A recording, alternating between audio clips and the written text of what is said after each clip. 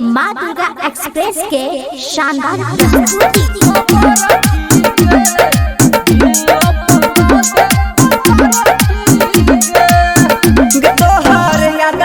सबसे हाइटी के रोजे कोचिंग में बैठे छी साइटी के रोजे कोचिंग में बैठे छी साइटी के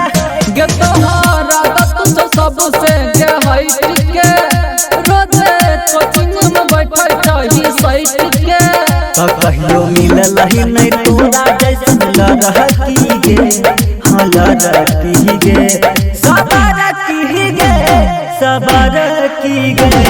हाँ दिल अपन सबर की गे सबर की गे सबर की गे दिल अपन की गे डीजे क्रांति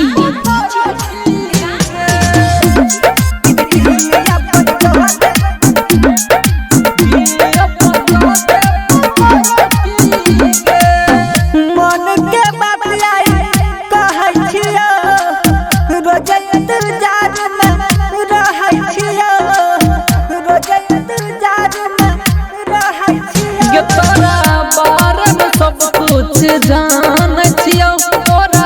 अपन कन्या के मान छियो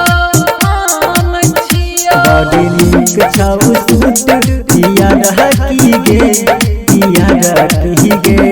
सबर की गे सबर की गे हाँ दिल अपन सबर की गे सबर की गे सबर की गे दिल क्रांति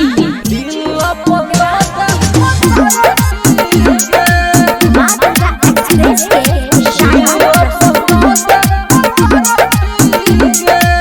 तू ही चीज सुना हमर जान गे तोरा पर सहत नहीं ध्यान गे तोरा पर सहत नहीं ध्यान गे रोशन राज से बात तू कइले गे अरविंद जग सुंदर के साथ धइले गे हमर बाबू सोना बने नक ठहरती गे नक ठहरती गे सबर की गे